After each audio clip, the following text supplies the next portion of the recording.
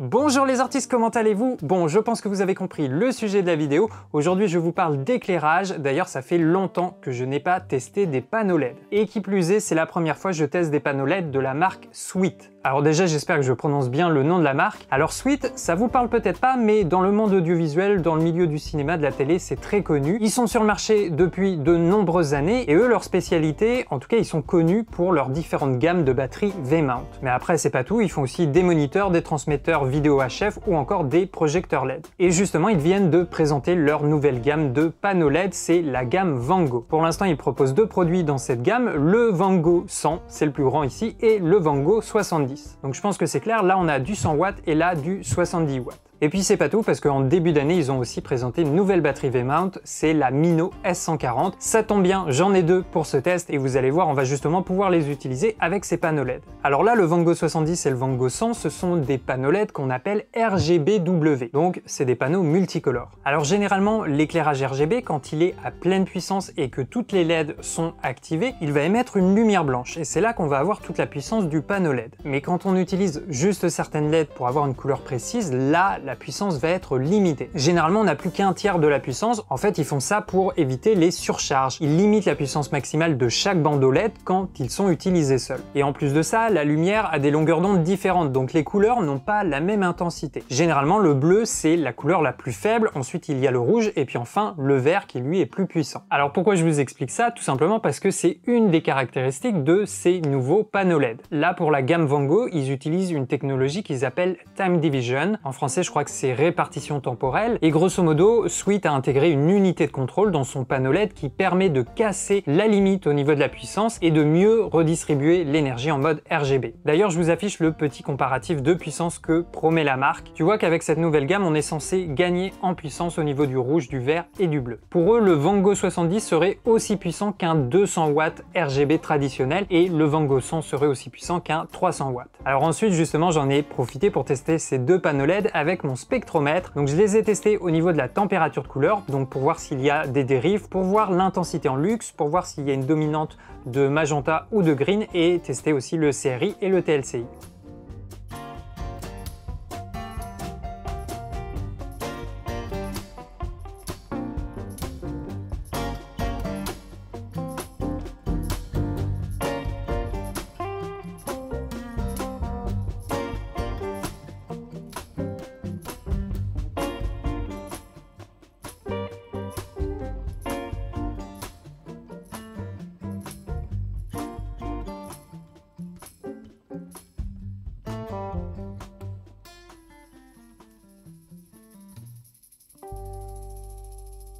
Alors la deuxième caractéristique importante de ces panneaux LED, c'est qu'ils sont très fins, très compacts, ils font 21 mm d'épaisseur au niveau du panneau. Bien sûr, avec les bancs d'or, ça prend un petit peu plus de place, mais on reste sur un volume contrôlé, et c'est justement ça l'intérêt d'utiliser des panneaux LED sur une production, c'est qu'on peut les mettre un peu partout, on n'a pas vraiment besoin de les accessoiriser plus que ça. Et ce que j'aime bien, c'est qu'en même temps, ils sont pas si légers que ça, on a quelque chose de très robuste, on a une conception en métal, le Vango 70, il pèse 4 kg, et 6 kg pour le Vango 100. Donc ça rigole pas, là on est vraiment sur des produits milieu de gamme, voire début haut de gamme, en tout cas pour l'instant au niveau de leur fabrication. Ensuite, au niveau de l'installation, je recommande plutôt un pied pas trop léger, style en inox ou un C-stand. Il est compatible avec les Spigo classiques, donc 5/8. On peut le fixer à la verticale ou à l'horizontale. Ensuite, on a juste une poignée de serrage sur le côté pour l'orientation du panneau. Donc comme ça, le fonctionnement est très simple. Ensuite, ce que j'aime beaucoup, c'est le contrôle du panneau LED. Tout se passe derrière. Tu vois qu'on a déjà l'adaptateur V-mount qui est directement fixé, intégré au panneau LED. Et puis, on a aussi l'unité de contrôle. Tu vois qu'on a quelque chose de large avec plusieurs commandes. Et en plus de ça, ils intègrent un écran LCD en couleur.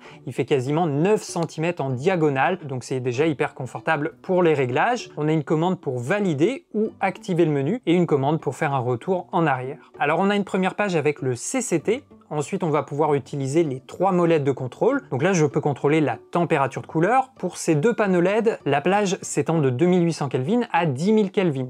On peut faire des ajustements tous les 50 Kelvin. On a aussi la correction du green et du magenta. Et puis la commande pour contrôler l'intensité, ce qui est bien, c'est qu'on peut être très précis, on peut rajouter jusqu'à 0,1% de puissance. Et ce qui est pas mal aussi, c'est que les valeurs évoluent en fonction de la vitesse à laquelle on va tourner la commande. Donc ça peut être très lent ou beaucoup plus rapide. Ensuite, on a la page HSI. Donc là, l'intérêt, c'est qu'on peut régler précisément les paramètres avec les 3 commandes. On peut contrôler la teinte, le niveau de saturation et l'intensité lumineuse. Et c'est là que l'écran LCD en couleur est vraiment très utile. On a une belle roue chromatique en couleur, ça permet d'avoir un repère visuel directement sur le panneau LED. Ensuite, on a un mode RGB. Donc ça, généralement, c'est quelque chose qu'on retrouve plutôt sur les panneaux LED haut de gamme. Ça permet de contrôler précisément la quantité de lumière du canal rouge, du canal vert et du canal bleu. Ensuite, on a le CIE. Donc là encore, c'est une option qu'on retrouve rarement sur un panneau LED entrée de gamme. Donc ça, vous connaissez, c'est l'espace de couleur de référence. On va pouvoir contrôler la teinte, la saturation avec les coordonnées XY. Et avec la 3e molette, on pourra contrôler l'intensité. Ensuite, il y a également une page où on peut appliquer des corrections de gélatine. C'est ça qui est génial avec les panneaux LED, c'est que maintenant, tout ça, eh bien, c'est directement intégré. Alors, on a le choix entre les 2 plus célèbres fabricants de gélatine, Rosco et Lee. Donc ça, c'est comme des presets, tu vois, il y a plein d'options différentes. À chaque fois, tu peux changer la température de couleur, donc 3200 ou 5600 Kelvin, ainsi que l'intensité. Donc si tu travailles dans l'audiovisuel, le cinéma, tout ça, tu connais. Là, on a 20 gélatines en Rosco et pareil pour Lee, on a 20 corrections. Et puis, il y a aussi une catégorie où tu vas pouvoir enregistrer tes corrections favorites. Donc c'est là qu'on sent qu'on est vraiment sur un panneau LED de gamme supérieure. Tu as aussi des effets, il y en a 12, et là, avec les émoticônes en couleur, c'est vraiment très visuel. Il y a l'effet gyrophare, à chaque fois tu peux contrôler la vitesse et l'intensité. Il y a un effet flamme de bougie, un effet feu d'artifice, un effet télévision. Donc ça, c'est quelque chose que les électros sont amenés à recréer régulièrement sur un tournage. Il y a un effet éclair, un effet paparazzi, un effet fête, un effet ampoule défectueuse, un effet explosion, il y a un effet strobe, un effet feu de camp, ainsi qu'un effet boucle de teinte. Donc c'est vraiment pas les options qui manquent, on peut également paramétrer le DMX, on va pouvoir régler l'adresse et le mode d'éclairage. Et puis enfin, on a une page système, on a accès à la version du firmware, le nom du Bluetooth, et puis il y a plein d'autres options, tu peux retourner l'écran, il y a des réglages pour le DMX, changer la courbe de la lumière, changer la langue, alors pour l'instant c'est soit chinois, soit anglais. Donc voilà, pour moi les menus c'est vraiment un point fort, c'est très visuel et très intuitif. Et c'est là qu'on voit un peu la différence par rapport à des panneaux LED entrée de gamme. Alors ensuite, ils viennent également de sortir une nouvelle application pour smartphone qui sera disponible sur Android et sous Apple. Alors au niveau de l'application, comment ça fonctionne? Donc là, je suis sur un iPhone, c'est aussi disponible sous Android. Là, je suis sur Apple. Donc déjà, au niveau de la connexion, très simple, on a besoin du Bluetooth, de la localisation. Et si jamais il repère pas le projecteur, il suffit de réinitialiser le Bluetooth directement sur le panneau LED. Donc tu vas voir que les réglages, c'est exactement les mêmes que ceux du panneau LED. Donc tu vois, là, on a le mode CCT, la page CCT. Donc je peux contrôler l'intensité. Tu vois, là, je suis à 100%, ça éclaire pas mal. Et sachant que j'ai une entrée de jour juste à côté, donc c'est pour ça. Sinon, l'effet serait encore plus marqué, je pense. Et évidemment, je peux modifier la température de couleur, du chaud, du froid. Ça se fait très simplement.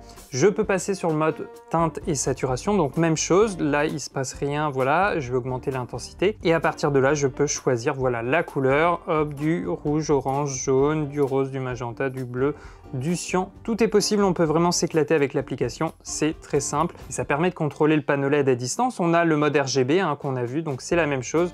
C'est exactement les mêmes réglages, sauf que là, c'est avec le tactile directement sur le smartphone. On a le mode CIE, voilà. Donc là encore, on peut choisir les coordonnées XY, l'intensité. Voilà, si je l'active, il se passe un truc, c'est bon. On a les corrections de gélatine, c'est la même chose. Et puis, on a également les effets.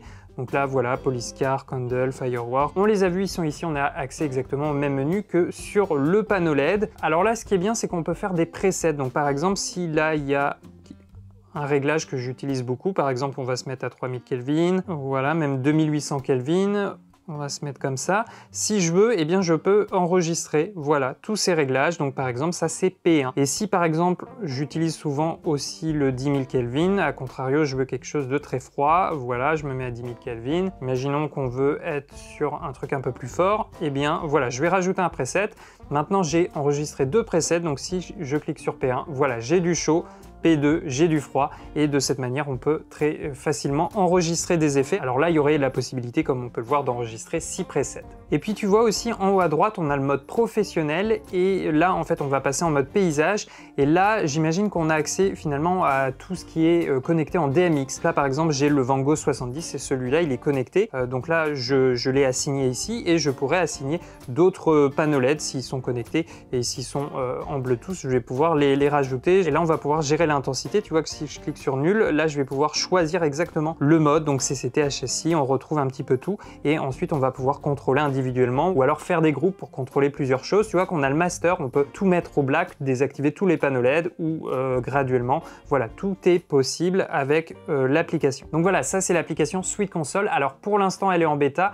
Ça fonctionne bien sur Apple, sur Android, j'ai testé quelques téléphones et ça fonctionnait pas très bien, mais je pense que ça va être corrigé prochainement. Ensuite, sur l'unité de contrôle, on a une connectique DMX in et out, on a une prise DC-in 11 à 34 volts, donc on peut les brancher sur le secteur, comme là, présentement, sur ce face caméra, ils sont tous les deux branchés sur secteur. Alors, chaque panneau LED est fourni avec son alim. Le câble secteur est quand même assez long, il fait 4 mètres. Et ce qui est bien, c'est que l'adaptateur secteur, tu peux l'installer directement sur la prise V-mount. Ils fournissent justement le collier d'adaptation. Donc au moins comme ça, il n'y a rien qui traîne, tout est fixé sur le panneau LED. Mais c'est pas tout, parce qu'on peut aussi l'utiliser avec une batterie V-mount. L'adaptateur support, on l'a vu, est déjà intégré au panneau, donc c'est très simple d'installation. La batterie V-mount, c'est vraiment une spécialité de Sweet. Alors quel est l'intérêt d'utiliser un panneau LED sur batterie? L'intérêt, c'est la souplesse d'utilisation. On va pouvoir s'éclairer dans n'importe quel lieu, pas besoin de chercher des prises, pas besoin de tirer du câble. Moi je les ai testés justement avec leur nouvelle série de batteries V-mount, je vous en ai parlé, c'est les Mino S140, elles ont une capacité de 140 Wh.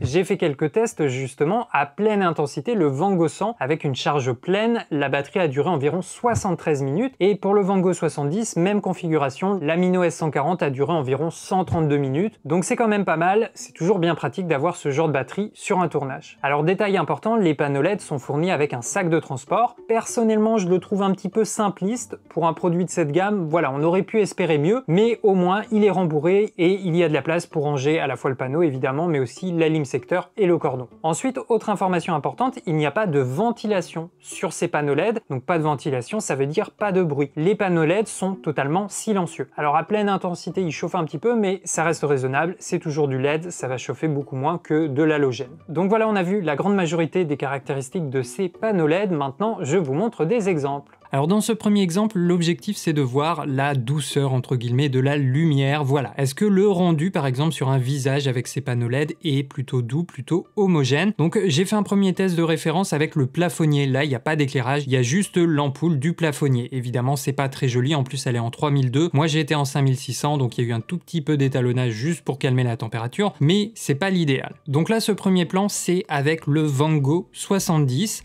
c'est pas mal, tu vois qu'on a pas quelque chose de hyper dur, alors ça se ressent quand même un petit peu au niveau des ombres, ça reste un panneau LED, il y a juste un petit calque de diffusion directement intégré au panneau, mais c'est tout. Et là, si l'ombre est assez marquée derrière moi, c'est tout simplement parce que je suis quasiment collé au fond, il y a à peine voilà 50 cm entre moi et le fond. Donc ça c'est le rendu avec le Van Gogh 70, et tu vois là je suis juste à 18,7% et on a déjà beaucoup de puissance. Alors maintenant ça c'est le Van Gogh 100, je te montre la différence, ça c'est le Van Gogh 70 et ça c'est le Van Gogh 100. D'ailleurs ça se voit au niveau de l'ombre, elle est un petit peu plus douce et c'est notamment lié à la taille du projecteur. Il est un peu plus large donc il va englober un peu plus le visage, ça se ressent au niveau de l'ombre, voilà, au niveau de l'arcade, au niveau du nez, tu vois qu'elle est un petit peu plus douce. On a un rendu un peu moins contrasté, un petit peu moins fort. Donc voilà pour le Van Gogh 100. Et puis ensuite je vous ai fait un test aussi avec un panneau de diffusion, parce que généralement eh bien les panneaux LED ça va s'utiliser avec des accessoires mais séparés, parce que généralement un panneau LED eh bien on va venir le diffuser, soit on va l'utiliser en indirect, donc on va le faire rebondir sur des murs, ou alors on va l'utiliser avec un panneau, un cadre de diffusion. Donc voilà, là j'ai rajouté un léger panneau de diffusion. Alors évidemment ça diminue un petit peu l'intensité, donc j'ai augmenté voilà la puissance, je suis passé à 31,9. donc je te montre, tu vois, ça c'est le Van Gogh sans le panneau de diffusion et ça c'est avec. D'ailleurs là ça se voit beaucoup au niveau de l'ombre sur le fond, elle est beaucoup plus diluée, moins précise, moins contrastée. Donc là là on a un rendu beaucoup plus doux. Donc pas de souci, avec un panneau LED, il y a toujours moyen pour une interview, quand on a besoin de mettre en valeur un visage, d'avoir un rendu assez doux et homogène. Donc tu vois, ça c'est le panneau LED et le cadre de diffusion tout simplement. Et encore une fois, là, la température se règle très facilement avec la commande justement pour la température. Sur l'unité de contrôle, c'est vraiment très simple et assez rapide. Alors ensuite j'ai fait un autre test, un autre exemple d'utilisation d'un panneau LED, précisément deux panneaux LED, là j'utilise le Van Gogh 100 et le Van Gogh 70. On est dans le cadre du YouTube, pour un face caméra, on peut tout simplement utiliser deux panneaux LED à la face. On essaye de régler la même intensité pour avoir un rendu, une lumière douce sur le visage. Et tu vois, il n'y a aucune ombre sur mon visage, il y a quand même des informations en arrière-plan, et tu vois toujours au niveau de la puissance, je suis à 14,5 pour le 100 et 14,8 pour le Van Gogh 70. Les projecteurs et la caméra sont réglés à 5600 Kelvin, là je suis en S-Log 3, il y a eu un léger étalonnage, et tu vois on a un super rendu pour du YouTube, pour du face caméra. Alors là les panneaux LED sont peut-être un petit peu haut de gamme pour ce genre de choses, mais pourquoi pas, on pourrait les utiliser, la lumière est plutôt de bonne qualité, et vraiment on a quelque chose de puissant. Et moi qui ai les yeux assez sensibles à la lumière, c'est pour ça que j'utilise souvent les projecteurs Cobb avec des grosses softbox, et bien là ça m'a pas trop dérangé, c'était supportable. Donc voilà, pour ce genre de plan ça peut fonctionner. Tu vois là j'ai simplement positionné les deux panneaux LED devant moi, on va dire à 30-45 degrés sur le côté, légèrement incliné en plongée, et ça fonctionne vraiment très bien. Alors évidemment, il y a plein d'autres variantes, plein d'autres possibilités. Là, je t'ai fait une configuration que je t'avais déjà montrée sur ma chaîne YouTube. En fait, je joue sur la différence de température de couleur, et ça, c'est hyper chouette pour faire très rapidement une ambiance comme ça. Donc là, j'ai changé un peu la direction et le positionnement des panneaux LED. J'ai gardé le Van Gogh 100 à sa place en key light sur la droite du cadre, et sur la gauche, j'ai positionné le Van Gogh 70, mais je l'ai axé cette fois-ci sur le décor. Et l'objectif, c'était de créer une lumière un petit peu teintée bleu comme ça sur le décor. Donc je me suis mis à 10 000 Kelvin, et pour accentuer la température bleue, eh bien j'ai descendu la température de couleur de la caméra. Vous savez, c'est inversé au niveau des valeurs. Donc là je suis parti à 3200 Kelvin sur la caméra, comme si que je réglais ma caméra pour une lumière tungstène, et j'ai fait la même chose par contre sur le Van Gogh 100, sinon on va avoir une teinte bleutée sur le visage. Là l'objectif c'est d'avoir un jeu de contraste au niveau de la température. Donc au début je suis passé à 3200, et j'ai même voulu accentuer un petit peu la chose, donc je suis passé à 2800 Kelvin. Et c'est ça qui est génial avec des panneaux LED, et surtout des panneaux LED haut de gamme, c'est que c'est très polyvalent. On a une plage de température de couleur de 2800 à 10 000 Kelvin, donc on peut faire plein de choses. Pas besoin d'utiliser une gélatine, du CTB, du CTO. Là, tous les effets sont inclus et intégrés dans le panneau LED. Donc tu vois, le Van Gogh 70 est axé sur le fond. J'ai augmenté un petit peu la puissance parce que le fond est assez sombre avec les murs gris. Et puis à la face en key light, eh bien j'ai le Van Gogh 100. J'ai gardé le plus large, le plus puissant pour la key light, pour avoir un rendu quand même assez doux, et j'ai bien modifié sa température de couleur. Alors là c'était encore un autre exemple possible. Évidemment, si tu veux intégrer les panneaux LED dans le champ de la caméra, c'est possible, et tu peux avoir des rendus assez contrastés, assez sympas comme ça. Alors j'ai fait aussi une mise en scène un petit peu style interview. On est en intérieur, et là l'idée voilà, c'est de créer un éclairage pour que le sujet qui est interviewé eh bien ressorte correctement à l'image. Évidemment là sans l'éclairage ça aurait été compliqué, il y a des entrées de jour un petit peu à droite à gauche, devant moi, derrière moi, donc voilà, il vaut mieux recréer cette ambiance en lumière artificielle. Donc là qu'est-ce que j'ai fait? Eh bien c'est un petit peu le schéma classique. Il y avait naturellement de l'éclairage dans le fond, donc j'ai rien mis sur le décor. J'ai mis le Van Gogh 100 en key light, tu peux le voir sur le petit plan du making of. J'ai rajouté toujours ce cadre de diffusion pour avoir quelque chose, un rendu doux et plutôt flatteur sur un visage. Et puis en contre, sur la droite, enfin sur ma gauche à moi, j'ai positionné le Van Gogh 70 qui voilà me sert de backlight. Ça vient me séparer un petit peu de l'arrière-plan. Tu vois, c'est assez léger, je l'ai mis à 31%. J'aurais même pu, je pense, le renforcer un petit peu plus, l'accentuer, mais voilà, déjà on sent le petit liseré de lumière sur le côté. C'est assez sympa, et ça permet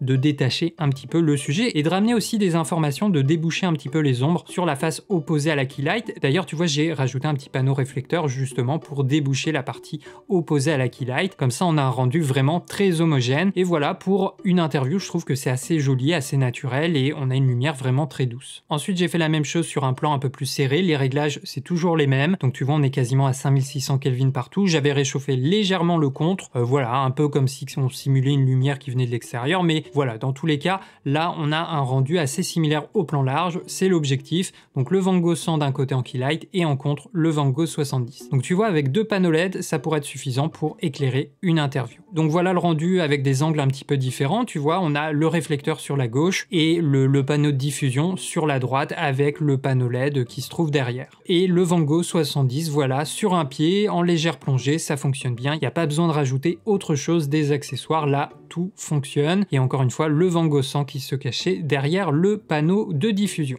Alors je t'ai fait également un autre exemple pour te montrer à quel point tu peux faire plein de configurations différentes. L'idéal de l'idéal, ça aurait été d'avoir 3 panneaux LED pour pouvoir garder le contre. Là, ce que j'ai fait, c'est que je n'ai pas touché au key light, mais j'ai modifié le positionnement du projecteur qui était en contre, donc c'est le Van Gogh 70, et cette fois-ci, je l'ai axé en arrière-plan sur le décor. L'objectif, c'était de créer un contraste de couleurs, d'avoir du bleu qui inonde la salle en arrière-plan, et mon sujet qui, lui, est bien exposé avec une bonne balance des blancs, et comme ça, on a automatiquement un contraste, c'est joli. Alors pour une interview, c'est peut-être un petit peu marqué, mais pour un face caméra, voilà, c'est encore une idée. Donc là, j'ai fait comme pour l'exemple de tout à l'heure, j'ai tout simplement joué sur la différence de température de couleur. Alors je suis allé un petit peu moins loin. Tu vois que sur la caméra, je suis à 4000 Kelvin. Sur le Van Gogh 100, je suis à 4000 Kelvin. Donc là, j'ai une balance des blancs correcte. Et sur le Van Gogh 70, alors au début, j'avais dû tester, il me semble, 10 000 Kelvin, mais après, je suis passé sur le mode teinte et saturation. Comme ça, là, je peux vraiment aller chercher une couleur bleue bien saturé. Et tu vois, c'est ça l'intérêt d'un panneau LED. En fait, là, il est au sol, juste derrière moi. C'est que ça permet d'inonder facilement de lumière une pièce et de créer du volume comme ça avec la lumière. Et tu vois, ça fonctionne bien. On a un contraste naturel au niveau de la température de couleur. Et tu vois, au niveau des valeurs, je les ai augmentées un petit peu, mais je suis loin d'être à 100%. Donc voilà, c'est pour te montrer que ça reste des produits polyvalents. On peut faire pas mal de choses. Évidemment, après, j'ai fait le gros plan. Là, tu vois, on a le sujet totalement en superposition avec l'arrière-plan bleuté. Et ça fonctionne hyper bien. Encore une fois, pour une interview, c'est peut-être un peu marqué, mais pour un face caméra YouTube, on pourrait totalement partir sur une ambiance un petit peu comme ça. Donc tu vois, on a toujours le Van Gogh 100 qui se trouve derrière le cadre de diffusion. Tu vois qu'au niveau des réglages, voilà, avec l'écran LCD en plus sans couleur, c'est vraiment très simple à modifier, à régler. Et le Van Gogh 70, voilà, tu vois, je l'avais mis sur un mini trépied au sol, j'ai ouvert les panneaux au maximum et comme ça me permet d'inonder la pièce de cette couleur un peu bleutée. Alors encore une fois, hein, la caractéristique importante, c'est qu'on a un projecteur RGB, donc là on peut vraiment s'amuser avec les paramètres de teinte. On peut avoir plein de combinaisons différentes de couleurs. Ça se modifie très rapidement, tu vois, on peut vraiment passer d'une ambiance à une autre. Et là, l'intérêt d'avoir un panneau LED RGB, c'est que ce réglage, il est en interne. On n'a plus besoin d'utiliser une gélatine de couleur pour modifier la lumière. Donc tu vois, très simplement, j'avais un panneau LED en plongée au-dessus, un petit peu en key light, et derrière, en léger contre et axé sur le décor, j'ai mon deuxième panneau LED. Donc juste avec 2 sources lumineuses, je peux me faire une ambiance très contrastée comme ça, assez sympathique. Et en combinant et choisissant bien nos couleurs, on peut arriver sur des rendus très cinématiques comme ça. C'est vraiment la force et l'intérêt principal d'un panneau LED RGB. Alors en extérieur, qu'est-ce que ça donne? Est-ce qu'on peut utiliser ces 2 panneaux LED? Donc là, je vais plutôt parler du Van Gogh 100 parce que c'est le plus puissant. Alors pour de l'extérieur, le Van Gogh 100 sera quand même un peu trop faible, surtout en plein soleil. Je vais te montrer ce que ça donne. Tu vois...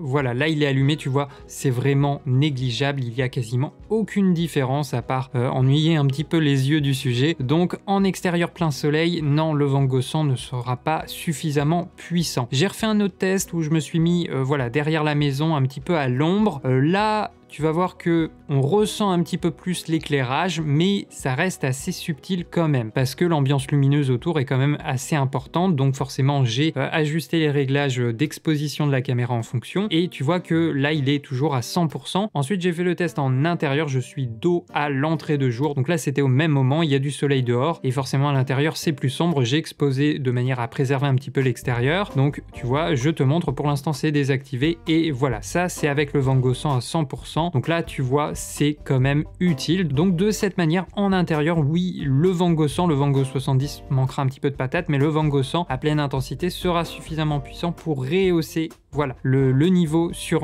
un sujet, mais à faire attention, on a quand même plus beaucoup de marge. Là, on est à 100% de son intensité. Et puis ensuite, j'ai refait le test en début de soirée. Là, il devait être 20h30, 21h. Le soleil était quasiment couché et cette fois-ci, tu vas voir que le Van Gogh 100 va avoir un impact plus important. Voilà, là, il est allumé, donc tu vois, ça permet de rehausser, de rééquilibrer l'exposition sur notre sujet. Et donc là, l'intérêt, s'il y a des petites variations de lumière pendant la prise, au moins, on a quelque chose de constant. On on a un éclairage constant sur le sujet. Alors au niveau du prix, le Van Gogh 70 on le trouve à 799 € et environ 999 € pour le Van Gogh 100. C'est pas évident de les situer par rapport à la concurrence parce que j'ai pas vraiment testé d'autres produits, d'autres panneaux LED dans cette gamme de prix. Jusqu'à présent, je vous ai principalement testé des projecteurs entrée de gamme. Là, la marque nous propose vraiment des panneaux LED qu'on pourrait utiliser et retrouver sur des plateaux de tournage pour le cinéma, de la fiction, du corporate ou encore des interviews. Allez, je finis par vous donner mon avis. Donc moi, c'est la première fois que je teste des produits d'éclairage de la marque Sweet. Comme je vous le disais, la marque est très connue dans le monde professionnel, surtout pour leur batterie V-mount. Donc moi, sans trop de surprise, j'aime beaucoup leur panneau LED, c'est très polyvalent, surtout quand il est RGB, voilà, ça donne encore plus de possibilités avec la teinte et la saturation. En plus, ce qui est bien souvent avec les panneaux LED, c'est qu'on a une plage de température vraiment très grande, donc là de 2800 à 10 000 Kelvin, ça permet de réaliser plein de configurations de lumière différentes. Alors c'est peut-être moins puissant qu'un projecteur COB quand on va l'équiper d'un bol réflecteur, mais la surface n'est pas la même. Et justement, l'intérêt du panneau LED, c'est qu'on a une lumière bien diffusée, bien homogène, il n'y a pas de point chaud. Et c'est pour ça, typiquement, c'est le genre de produit qu'on va utiliser pour éclairer un fond vert, parce que quand on éclaire un fond vert, en tout cas professionnellement, on essaye de pas avoir d'ombre ni de point chaud. Et pareil, quand tu as besoin d'éclairer un grand espace, eh bien c'est assez simple, tu ouvres les bancs d'or et tu as une diffusion du faisceau qui est vraiment très large. Et en plus, mine de rien, ils sont quand même assez puissants. Bon là, sur ce face caméra, c'est peut-être pas un bon exemple parce qu'ils sont vraiment collés à moi, ils sont juste à 2-3% d'intensité, mais autrement, pour de l'intérieur, même en intérieur jour, je vous ai montré des exemples, il n'y aura pas de problème. Pour de l'extérieur, ça va être un peu moins conseillé, en tout cas en plein soleil, mais si vous êtes à l'ombre, à côté d'un bâtiment, devant une porte,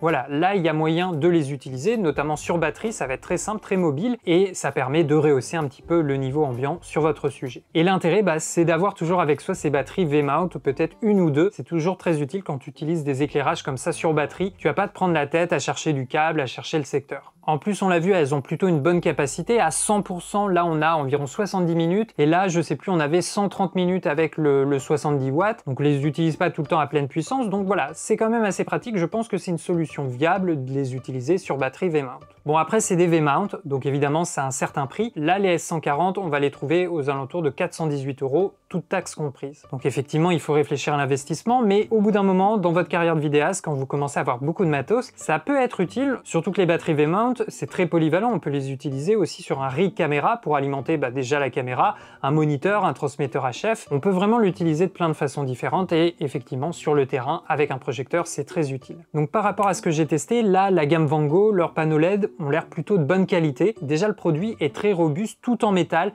ça fait vraiment pas du tout entrée de gamme. En plus c'est vrai qu'ils sont assez fins. Bon après ils pèsent leur poids, ils sont pas prêts de s'envoler. Mais au moins c'est du solide. Ensuite il n'y a pas de ventilateur donc ils sont bien silencieux. Là, on les entend pas. Peut-être à 100% de la puissance, il y a un léger bourdement, mais voilà, autrement, ils sont quasiment silencieux. Et puis c'est du LED, donc ça chauffe très peu. Et moi, ce que j'ai particulièrement apprécié, c'est l'unité de contrôle. Voilà, cet écran LCD en couleur, avec les différentes commandes, c'est très intuitif, c'est très simple à utiliser. C'est surtout très visuel avec le LCD en couleur. Et ce qui est bien, c'est pas comme certains projecteurs où tu as besoin d'un smartphone avec l'application pour déverrouiller toutes les options. Non, là, j'ai l'impression qu'on a vraiment accès à l'ensemble des options, des paramètres, des réglages du panneau LED. Et bien sûr, tu peux aussi utiliser l'application. Mais grosso modo, avec le smartphone, tu auras exactement la même chose que sur le panneau LED. Alors à qui s'adresse cette gamme de panneaux LED? Vous avez vu le prix, c'est un petit peu moins pour le grand public. Alors on peut quand même totalement les utiliser pour des vidéos YouTube, tu vois là pour un face caméra, on peut se créer des ambiances de lumière assez sympathiques, mais disons qu'il y a des solutions beaucoup plus abordables.